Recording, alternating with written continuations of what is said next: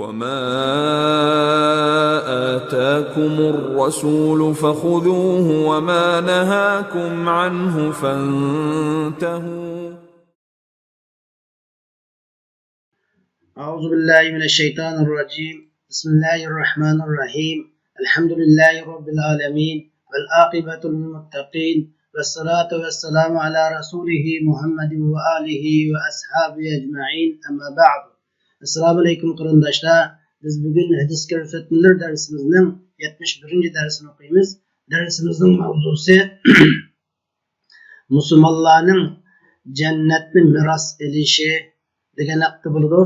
Biz bu haqda Rasululloh sallallohu alayhi vasallamning ikki hadisini o'qib o'tamiz.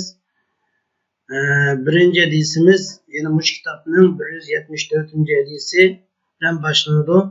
أعوذ بالله من الشيطان الرجيم. بسم الله الرحمن الرحيم.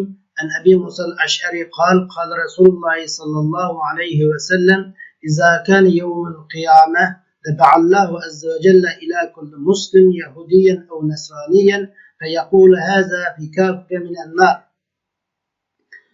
أبي موسى الأشعري رضي الله عنه رواية قلنقان حديثة ومن نقلقان رسول الله صلى الله عليه وسلم من نقلقان قيامت günü boğan çağda Allah Azze ve Celle her bir Müslümana bir tane Yahudini yoki bir tane Nasarani berdi.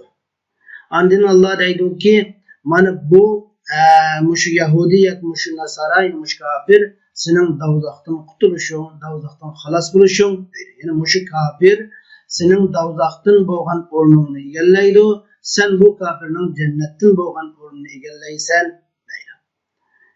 Yani bu şartta Enes bin Malik radıyallahu anh'ın rivayet kılınan hadis. Enes bin Malik'in قال Resulullah sallallahu aleyhi ve sellem inne hazihil ümme merhume azabuha bi eydiha fe izâ kâne yevmul kıyame dufi'a ila kulli raculun minel muslimin raculun minel müşrikin fe yuqalu haza fidâuke minen nar. Resulullah sallallahu aleyhi ve sellem bu ümmet, bu İslam ümmeti, ümmeti Muhammediye merhume, rahmet kılınğıçıdır. Yani Allah subhanahu ve teala bu ümmetke rahmet kılıdır. Bu ümmetinin azabı, cezası üzünün kolları ölen buldu.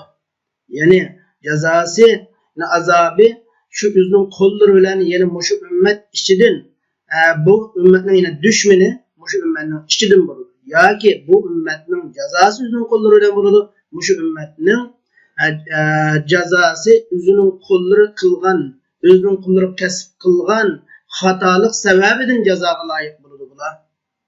Fe izâ kâne yevmül kıyame, kıyamet günü boğan çağda her bir Müslümanıga müşrikladin bir adam dirilir. Andikin deyilidir ki mana bu kafir senin dozaqdan qutuluşunun fidyası muşu deyilidir. Yani sen dozaqdan bo'lgan o'rnini mush kafir egallaydi deydi. Endi Allah subhanahu va taolo dunyo va oxiratda iymon ahliga ihson qiladi. Bu Allah subhanahu va taoloning iymon ahliga qilgan ihsonining, yaxshiligining tamomi ularning dozaqdan qutulishi bilan va jannatga kirishi bilan bo'ladi.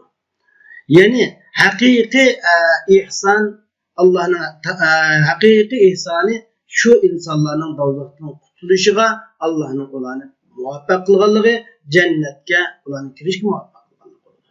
Allah subhanahu va taolo inson, jin ve Allah xoligan maxluqlarning hammasini sig'diradigan holatda Allah jannatni yaratgan.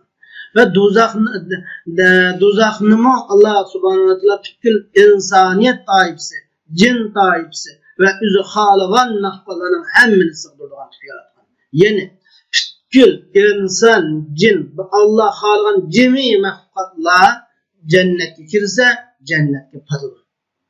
Varlık mevcudatlar, insanlar, cinler, ondan başka mahkatlar mı hemmisi dozaq kirse dozaqqa ular patılır. Allah cennet dozaqını müşnaklarını yaratgan. Xuda her bir mahkatın yani her bir mahkatın cennetde bir o'rni, dozaqda bir o'rni bo'lgandek. Yani her bir mahkamın dozaqda bir o'rni bo'ladi, jannatda bir o'rni bo'lgan o'xshashdan boshqa yaratgan.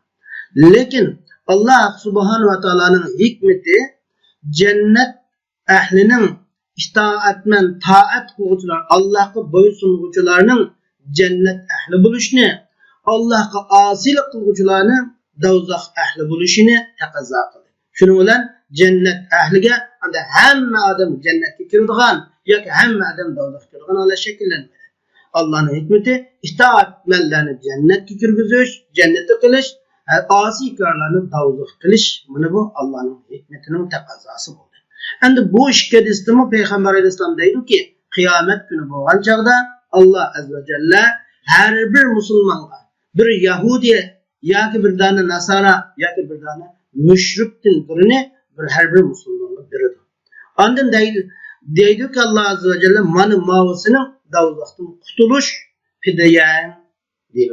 Yani sen muşunun qutulsan, yani senin dozaqdagi o'rningni bu egallaydi ama bunun cennette bir o'rni var, o o'rnni sen egallaysa deydi. Bu vaqtda Abi Hurayra radhiyallohu anhudan rivoyat qilingan yana bir hadis var. Abi Hurayra mundaq degan, Rasululloh sallallohu alayhi vasallam mundaq deydi. Her qandaq dozaq ahli, her bir dozaq ahli o'zining jannatdagi o'rnini ko'rganda nagi hasrat chekib mundaq deydi. Yani o'zining jannatdagi o'rnini hasrat chekkan holatda ko'rib deydi-ki, kaşki agar Allah bizni hidoyat qilgan bo'lsa, albatta bizni muttaqilardan bo'ldik. Shunga jannatga o'rnimizga erishdik deydi. Ve her bir cennet ehli o'zining dozaqdan bo'lgan o'rnini ko'rib deydi-ki, navoda bizni Allah hidoyat qilmagan bo'lsa, biz hidoyat topishlardan bo'lolmaydik deydi. Shuning bilan bu jannatga o'rnimizga erishmaydik deb Allah'ning hidayet kılganlığa Allah'a teşekkür ediyor. Resulullah sallallahu aleyhi ve sellem deydi ki her kandak bir Müslümanın cennette bir o'rni bo'ladi, dozaqda bir o'rni bo'ladi. Kafir mushu dozaqqa kirgan kafir mushu mu'minning dozaqdagi o'rniga mu'minga mirosxo'r bo'ladi. Mu'minga, yani mu'minning dozaqdagi o'rniga mirosxo'r bo'ladi ki mu'minning dozaqdagi o'rnini miros oladi kafir. Mu'min yani kafirning jannatdagi o'rnini miros oladi. Ana shu bu Allah subhanahu wa ta'ala'nın bunu sözünün mezmunu şu. Allah subhanahu wa ta'ala deydi: "Estağfirullah ve tilkel cennetul lati uristumuha bima kuntum ta'malun." Yani aşu sila onun mirasxo'r qilingan. Allah sizni onun mirasxo'r qilgan aşu cennet silaning dunyoda qilgan amallaringlarning sababi bilan. Yani dunyoda qilgan amallaringlarning jihatidan ana aşu cennetni ki Allah sizni mirasxo'r qildi.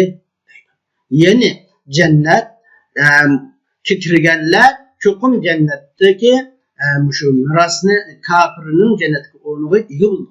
Yani miras degan cho'qim boshqa bir odamning narsasini yana bir odam uni izbasar bo'lib miras olgan. Ega bo'lgan. Aşında bo'lishi chunki aşu qandaq bo'ladi? Yani qandaq bo'lib bir kafir yani musulmonning dozaqdan qutulish fidyasi bo'ladi. Dozaqdan xalos bo'lish fidyasi bo'ladi deganda Allah subhanahu wa taala her qandaq insonga jannatda bir o'rinni, dozaqda bir o'rinni yaratgan. Mu'min jannatga kirganda kafir, dozaqqa kirgan kafir şu mu'minning dozaqdagi o'rniga izbasar ega bo'ladi. O dozaqqa kirgan kafir hergizmi o musulmonning Müslüman kirmagan gunohlar o'zining kafir bo'lganligi sababi bilan shu dozaqqa kirib, shuning bilan o jannatga kirgan mu'minning o'rniga ega bo'ladi. Cennet dozaqda tamamdan jazolanadi. Ondan kafirlar xuddi kafirlar dozaqdagi mu'minlarning o'rniga izbasar bo'lganga o'xshash bo'ladi. Chunki ular ular ash jihatda mu'minlarning jannatga kirishi uchun dozaqdan qutulishining bir fidyasi, ketilgan fidyasiga o'xshash bo'lgan bo'ladi. Ya'ni cennet ehli cennette dozaqqa kirgan asilarning o'rnini egallaydi.